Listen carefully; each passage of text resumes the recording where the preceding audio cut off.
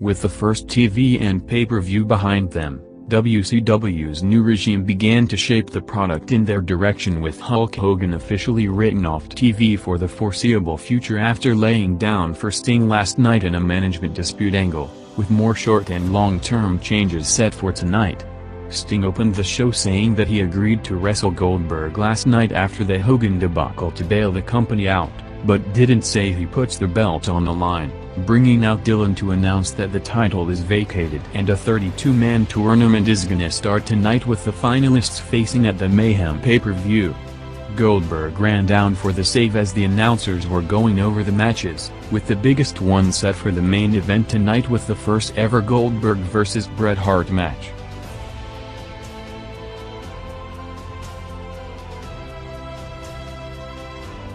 The Filthy Animals stable set for the biggest push of their career and continue to be heavily featured tonight, with them targeted by Russo and Ferrera to be placed in a similar role to the April '98 version of the DX group, as the new young crew set to take over from the established guard, came out a day after attacking Ric Flair and driving off with him in an ambulance, revealing them driving him to the middle of a field desert-like area and dropping him off in an unknown location, officially writing Flair off television as well after the Hogan angle last night, with both not set to be seen again until the new year.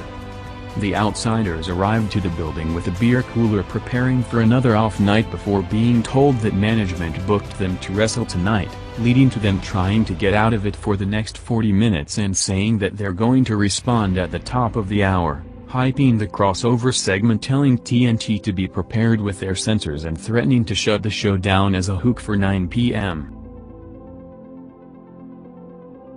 Hall and Nash came out moments after 9 to the Wolfpack theme, with Hall saying that the new bosses from up north can't have a wrestling show without the Outsiders. Nash told them that they might control the crew at the back, but nobody tells the Outsiders what to do, and they're making the rules since they entered the company, as Goldberg appeared from the crowd after being attacked by Hall and Nash last night, telling them that he's coming for them and tonight they're both next.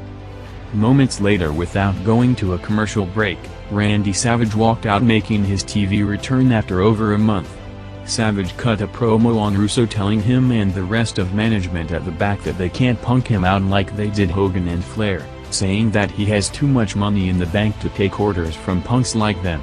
Savage said that he has been world champion and on top of both companies for a long time, and it's time to pass the torch, passing it to the next superstar that's gonna go through the millennium and draw record ratings, announcing that he's officially out. The loaded quarter saw WCW open bigger than usual, drawing a 3.5 rating, one of the highest first quarters in months.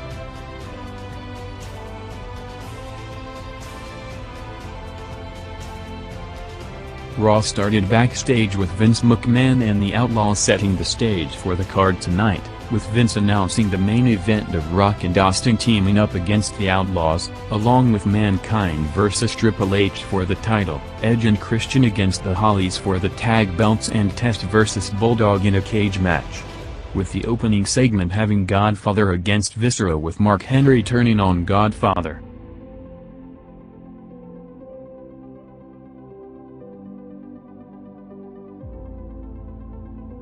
WCW's second quarter featuring Medusa in a continuation of the angle against the new management facing a mystery opponent who turned out to be Mae, saw a rare viewing pattern, as despite opening relatively strong, the second quarter, which usually dropped after the top of the hour segment, in one of the only times during the year increased to a 3.6 rating. Rock hyped the Austin tag match, talking about the game of upmanship between them in the last 2 weeks, as well as the eventual clash when they face a Survivor Series and going forward. With one of the interesting parts of the interactions between them being the crowd reactions, Rock set the stage for the match, telling Austin that tonight he's gonna feel what it's like to be surrounded by the millions. Raw's second quarter saw the Hollies and Edge and Christian go in 3 minutes until Too Cool made their return, along with Moolah announcing her retirement before being attacked by Ivory, with Mae Young continuing to take comically spectacular bump.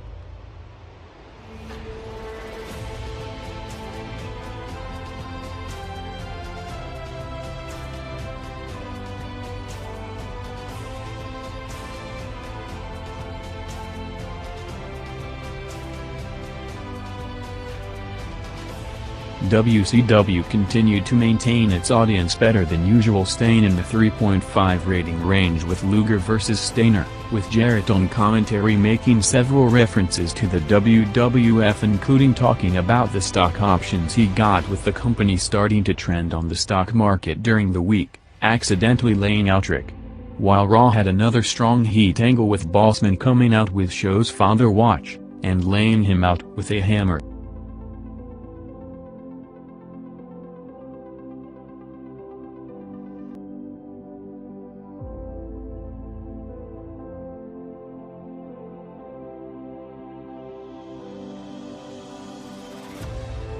Bagwell continued the worked shoot angle, saying that he's going to break all the rules of the business, telling them that he's not jobbing to anybody again and nobody from now on tells him what to do, especially the two at the back writing it. With that happening, the Harris brothers in a new look came out to lay out Bagwell, positioning them as being hired as the powers that be protection. Raw continued the pattern of the last month during the fall season of peaking early in the fourth quarter, jumping over 1 million viewers to a 6.3 rating for a Chyna and D'Lo against Jericho and Richards tag match, along with a Vince and Foley segment in another promotion for his new book Have a Nice Day, with the book getting good reviews across the board and Foley on a media tour on Stern and Conan hyping it, with sales trending up to be #1 in the charts.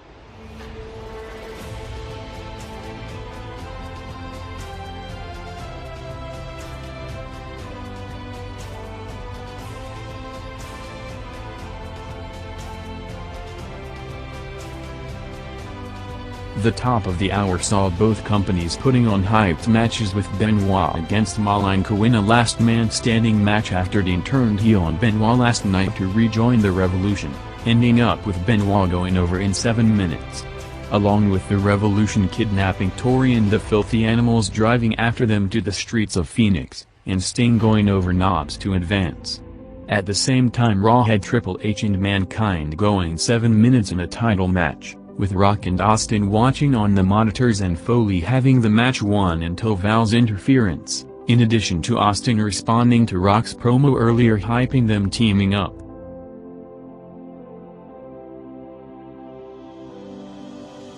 A notable point during the opening of the WCW TNT broadcast saw the TV rating changed from TV PG to TV 14. In request of Russo and Ferrera to feature more edgy content and language during the second and third hours of the show between 9 to 11, with them trying to work with Turner's standards and practice as representatives to approve the more edgy parts of the TV scripts before going on the air. Meanwhile, in the WWF, after being scarred by his creative team jumping ship after working without a contract, Vince McMahon ordered any employee to be signed from now on as a new policy, with a clause in the contract that won't allow them to work for WCW in the next year. Issues began when Terry Taylor, who was one of the main writers of the Raw and SmackDown scripts in the last month, asked for a bigger role with more assurance before signing, not wanting to sign a contract that will take away all his leverage, leading to him taking a 2-week leave of absence to consider his options, with Vince McMahon taking charge of TV in addition to Kelly, Pritchard among others, all in the process until a head writer is appointed.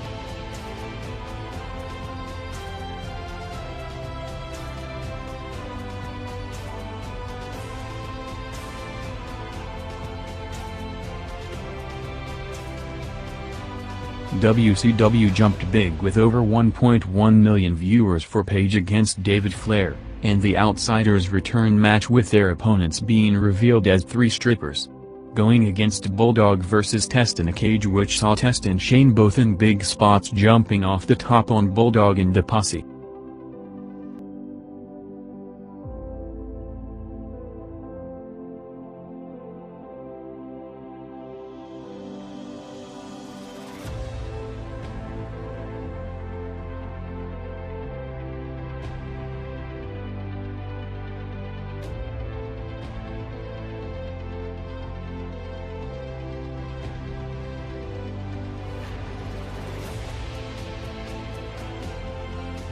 The Outsiders' comedy match with Goldberg spearing both post-match, along with the entrances and first minutes of the Goldberg vs. Brett match, peaked the night for WCW with a 3.7 rating, with the 3.3 rating in the head-to-head 2 hours overall, drawing WCW's highest opposed rating since July.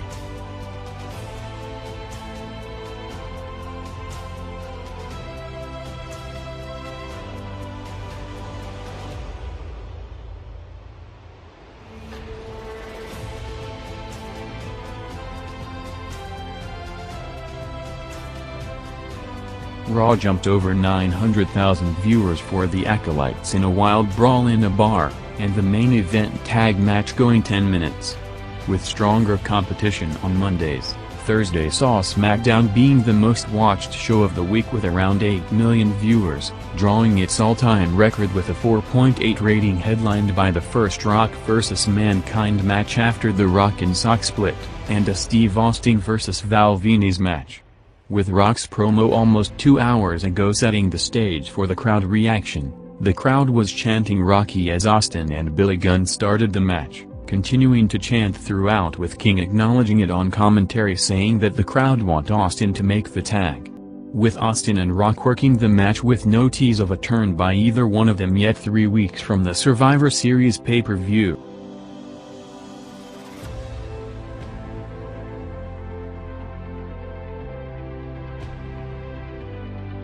Goldberg and Brett for the US title went 8 minutes, with Goldberg dominating and Brett selling the leg throughout, ending up with Hall, Nash and Cena all attacking Goldberg, with Brett going over in Goldberg's second career pinfall loss after the Nash-Starrcade match in December, with him kicking out just as the ref counted for 3.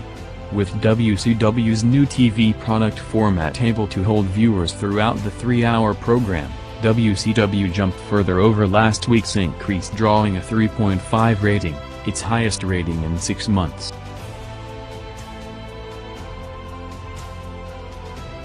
The Austin and Rock vs. Outlaws tag match ended up with Rock having the match won until X-Pac showed up attacking Rock to give the Outlaws the win, with Hunter coming out and all pulling out DX shirts to signal the return of the group, reuniting since the split at WrestleMania 15. With all the top names in the company, with Rock, Austin, McMahon and Foley all on the babyface side, giving the company a boost of heels with DX.